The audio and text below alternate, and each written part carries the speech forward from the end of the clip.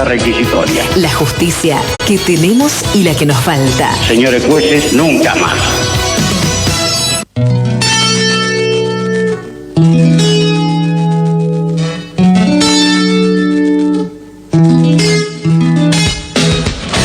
La bienvenida a Oscar Testa en la mañana, así son las cosas. ¿Cómo le va, Oscar? ¿Qué cuenta? ¿Qué tal? Buen día. ¿Todo bien? ¿Están? Muy bien, todo bueno, bien. Me alegro mucho. De vuelta por acá. Me parece muy bien.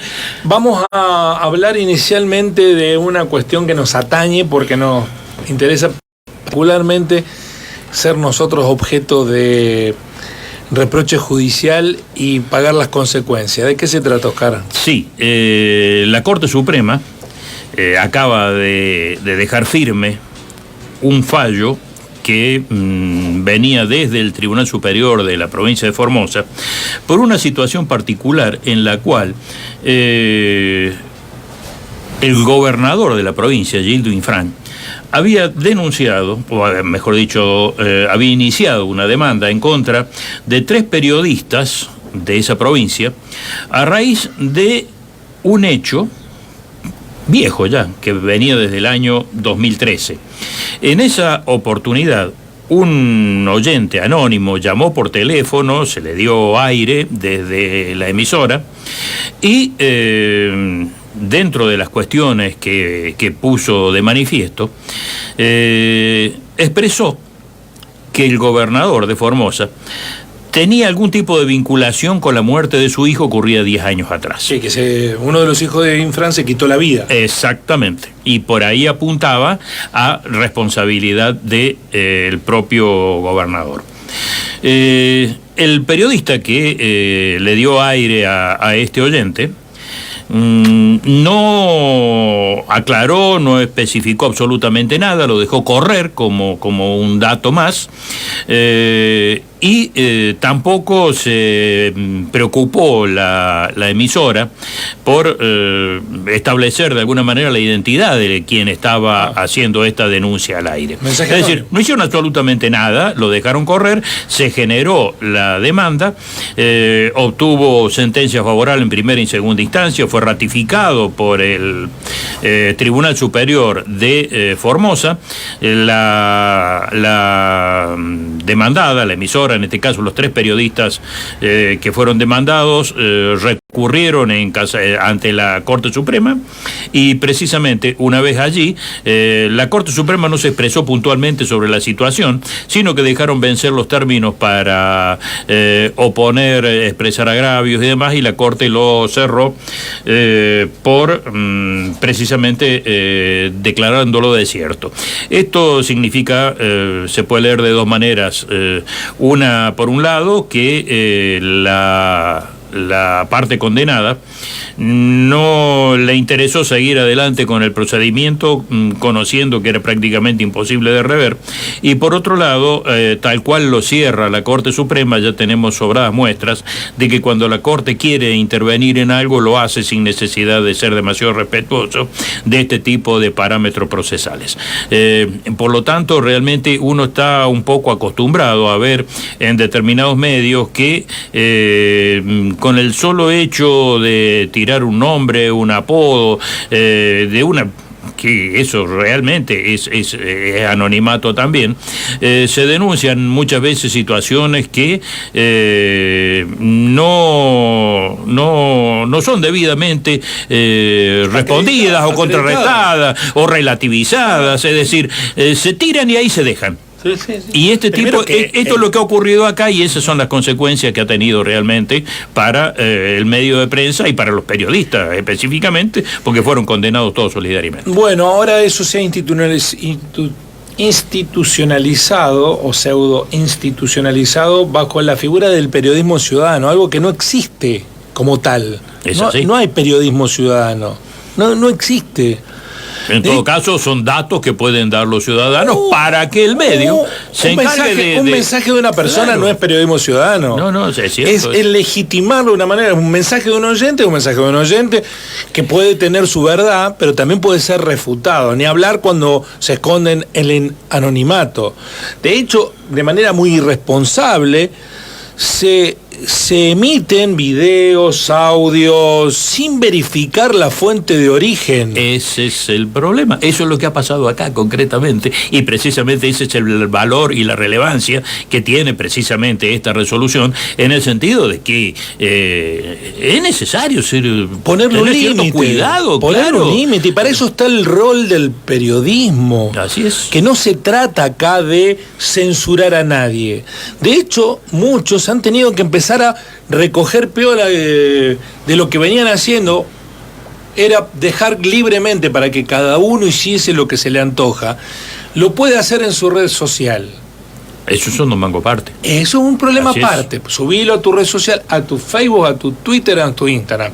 Pero si hay constituido legalmente un medio de comunicación, ni hablar si tiene una concesión del Estado de una frecuencia, ya sea radial o televisiva, hay que asumir una responsabilidad. Ese es el punto, responsabilidad profesional. Eso es lo que hace falta en este tipo de situaciones. Es decir, si se denuncia una situación determinada, bueno, constátenlo, compruébenlo. Lo que pasa que hay... Verifíquenlo, aunque sea superficialmente. Unos mercenarios poniéndose trajes de periodista con un parche en los ojos, que son funcionales a quienes los mandan y no tienen ningún tipo de responsabilidad. Después se muestran como pertenecientes a agrupaciones periodísticas que son militantes de determinado partido, pero en los hechos hacen la peor estofa del periodismo, y está muy bien que la Corte Suprema le haya puesto un límite. Está muy bien que pare la mano con esta locura que algunos están promoviendo. Sí, incluso muchas veces aparece como evidente cierta tendenciosidad respecto de la selección de mensajes que se publicitan, en donde evidentemente lo que se pretende es crear una sensación dentro de la masa de audiencia orientada a generar inquietud, incertidumbres, una serie de cuestiones que realmente son indicios muy claros de una manipulación a través de él. No lo digo yo, lo dice un oyente. Y lo instala. Realmente creo que es un fallo importante, un fallo que debería tener un poco más de difusión, pero también me parece que no deben ser los medios que lo promueven los más decididos a que esto se sepa. Bueno, pasemos a otra cuestión. Bien, las otras cuestiones que tengo son información. Una que es realmente importante, porque el Tribunal Superior de Justicia llamó a inscripción para aspirantes a ingresar al Poder Judicial, tanto en el Ministerio Público como en el área jurisdiccional. Esta convocatoria está vigente hasta el día 10 de abril, son muy poquitos días en los cuales está para inscribirse. Hasta el 10 de abril a las 14 horas.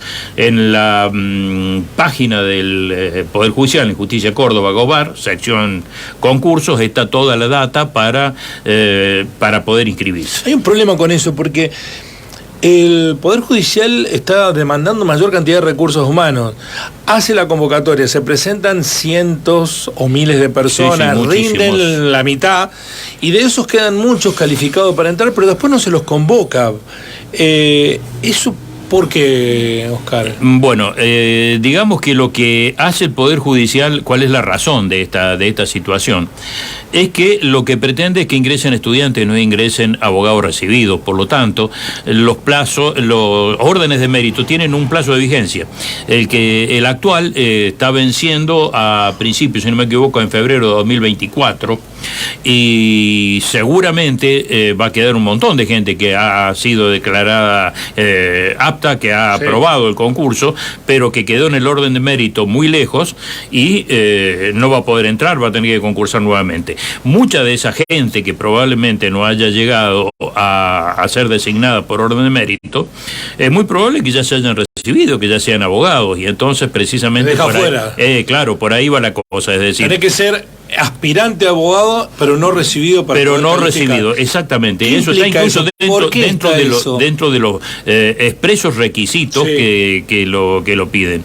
Es una cuestión que se debatió y se discutió muchísimo ya dentro dentro del propio Poder Judicial respecto de esta limitación. Y según los parámetros que se fijan desde el Tribunal Superior, lo que se pretende es formar cuadros a través de chicos jóvenes que todavía no estén recibidos y que de alguna manera se los pueda capacitar, o de alguna manera también tengan cierta permeabilidad intelectual y mental para prestar el servicio y predisposición a aprender. Cosa que por ahí se hace más difícil con un profesional recibido que se plantea Que desde con las otra, mañas del se mercado. para en otra posición, exactamente, y por allí se dificulta más este tipo de situaciones. Es una cuestión totalmente opinable, totalmente relativa, pueden darse situaciones de un lado y del otro, sin ninguna duda, de acuerdo a las características de personalidad y demás de cada uno, pero bueno, estas son las reglas del juego. Pero doctor, en esto hay que decir algo, que somos muchas veces críticos con las decisiones judiciales. Ha logrado un mecanismo que es bastante transparente, ¿no? Y de posibilidades para todo el mundo que rinde estas condiciones de calificar. Si se estudia, si se prepara, ya no están más los padrinos bendiciendo ingresos al Poder Judicial, como sigue ocurriendo en el Poder Federal, en la Justicia Federal. Es así, esto viene ocurriendo en la justicia provincial desde fines de los años 90, ya es un mecanismo lo suficientemente aceptado, lleva prácticamente un cuarto de siglo desarrollándose, y evidentemente ha generado la posibilidad de que quien aspire a ocupar un lugar dentro del Poder Judicial reúna las condiciones, las características, se preste a los exámenes y obtenga una buena calificación de poder ingresar. Es cierto que antes de esa fecha prácticamente se entraba pura y exclusivamente con recomendaciones, normalmente de políticos o de en época más aciaga del Arsenal o de la base o de la Curia, que eran los sitios que realmente se encargaban de deslizar los nombres que debían ingresar. Bueno, en los 90 la iglesia de Río Cuarto tenía influencia para hacer entrar empleos públicos. Es muy famoso lo que ocurrió en el EMOS, cuando Gonzalo Lozada, que era el presidente del EMOS, dijo: nosotros no nos vamos a rendir frente a las presiones de la iglesia por meternos empleos públicos adentro de EMOS. Bueno, pero digamos que todos los que hemos vivido aquella época sabemos cuál era por dónde pasaba el poder real realmente, y esa era una de las variantes, ¿no? Pero por fortuna este sistema funciona bien. Por ahí termina siendo injusto, es cierto lo que estaba diciendo Guillermo, en el sentido de que alguien aprobó el examen y porque pasa el tiempo no hubo vacante, no lo nombraron y perdió la oportunidad de ingresar, es cierto. Pero bueno, lamentablemente no se puede dejar, creo yo también, abierto indefinidamente, es decir, las inscripciones por ahí son 4 o 5 mil personas, de las cuales los que rinden y aprueben pueden ser 600, digamos. Si hay que nombrar a esos 600, muy probablemente estemos en el año 2035 y todavía no se haya agotado la lista. Es decir, lo que se pretende precisamente es una renovación constante de este tipo de situaciones, con un plazo razonable de 2 años para ser asignado. Gracias, Oscar. Lo esperamos el Próximo jueves estaremos nuevamente aquí. Bueno, Oscar Testa, los temas judiciales en la mañana.